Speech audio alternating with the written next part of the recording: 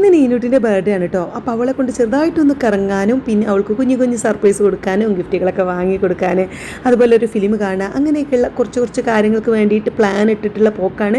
ഏകദേശം ഒരു ഉച്ചയൊക്കെ ആയപ്പോഴാണ് ഞങ്ങൾ ഇറങ്ങിയത് കേട്ടോ. അപ്പോൾ ഞാൻ എന്താ എൻ്റെ ഭംഗി ഇങ്ങനെ ആസ്വദിച്ച് നിൽക്കുന്നതിൻ്റെ ഇടയിൽ പിന്നെ നമ്മുടെ ബർത്ത്ഡേ ഗേളും കയറി വന്ന് പിന്നെ ഞങ്ങൾ രണ്ടാളും ഒരുമിച്ചായി ഈ ഒരു ഫോട്ടോഷൂട്ട്. അപ്പോൾ ഞങ്ങൾ കുറച്ച് ഇങ്ങനെ വെറുതെ ജസ്റ്റ് കാലൊക്കെ പൊന്തിച്ച് ഇപ്പോഴത്തെ ഒരു ഫിറ്റ് ചെക്ക് ഉണ്ടല്ലോ അതൊക്കെ ഒന്ന് ജസ്റ്റ് ട്രൈ ചെയ്ത് നോക്കിയത്. പക്ഷേ നടന്നില്ല, പണി വാളിപ്പോയി.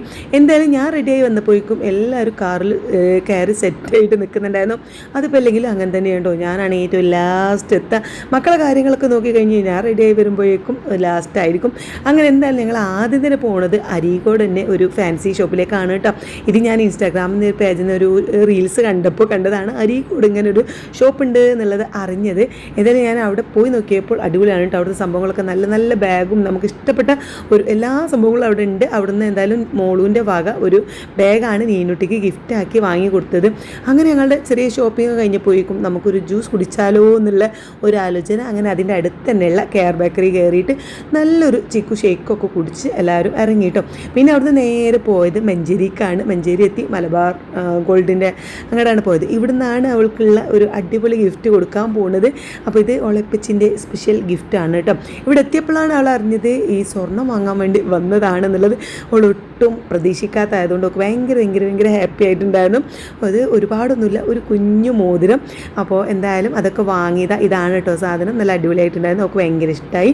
അങ്ങനെ അതൊക്കെ വാങ്ങിയിട്ട് പിന്നെ ഞങ്ങൾ നേരെ പോയത് അവിടെ മുടി കട്ട് ചെയ്യാൻ വേണ്ടിയിട്ടാണ്. കുറേ കാലമായിട്ട് എൻ്റെ പിന്നാലെ നടക്കുന്നുണ്ട്. എൻ്റെ മുടി ഒന്ന് മുൻഭാഗം ഒന്ന് വെട്ടിത്തരുമോ എന്ന് ചോദിച്ചിട്ട്. അപ്പോൾ ഞങ്ങൾ എന്തായാലും അവിടെ ബ്യൂട്ടി പാർലറിൽ എത്തിയതല്ലേ. അപ്പോൾ മോളും ഒന്ന് ത്രെഡ് ചെയ്തു. നീനുട്ടി ഏതാ മോഡലൊക്കെ നോക്കുന്നുണ്ട് കേട്ടോ, ഏത് മോഡലാണ് കട്ട് ചെയ്യണമെന്നൊക്കെ. അങ്ങനെ ഒരു വിധം ഏതായാലും അവൾ വിചാരിച്ച പോലെ ഏകദേശം കിട്ടായിട്ടുണ്ട്. ഒക്കെ കൊറിയൻ ടൈപ്പുള്ള എന്തോ ഒരു മോഡലൊക്കെയാണ് പറഞ്ഞു കൊടുത്തിട്ടുണ്ടായിരുന്നത്. പിന്നെ അവൾ ത്രെഡൊക്കെ ചെയ്ത് ഞങ്ങൾ അവിടെ നിന്ന് നേരെ പോയത് വീട്ടിലേക്കാണ്. അവിടെ നിന്നാണ് ഞങ്ങൾ ചോറൊക്കെ കഴിച്ച് ബിരിയാണിയൊക്കെ വെച്ചിട്ടുണ്ടായിരുന്നു ഉമ്മ. ബിരിയാണിയൊക്കെ വയറ് നിറച്ച് കഴിച്ചു. പിന്നെ ഞങ്ങൾക്ക് അവിടെ അധികം സമയം ഇരിക്കാൻ വയ്യ കേട്ടോ, നേരം ഉണ്ടായിരുന്നില്ല. കാരണം ഞങ്ങൾ 8 മണിക്കായിരുന്നു സിനിമയ്ക്ക് ടിക്കറ്റ് ബുക്ക് ചെയ്തിട്ടുണ്ടായിരുന്നു.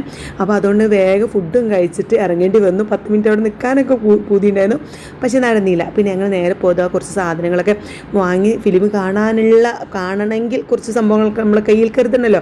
അങ്ങനെ അതൊക്കെ വാങ്ങി നല്ലൊരു കോഫിയൊക്കെ കുടിച്ചിട്ടാണ് കയറിയത്. നേരെ വൈകോ എന്ന് വിചാരിച്ച് എത്തിയപ്പോൾ കുറച്ച് നേരത്തെ ആയിപ്പോയി. അങ്ങനെ ഫിലിമൊക്കെ കണ്ടു കഴിഞ്ഞ് ഞങ്ങൾ 11 മണിയായിട്ടോ അരീക്കോട് തിരിച്ചെത്തിയപ്പോൾ.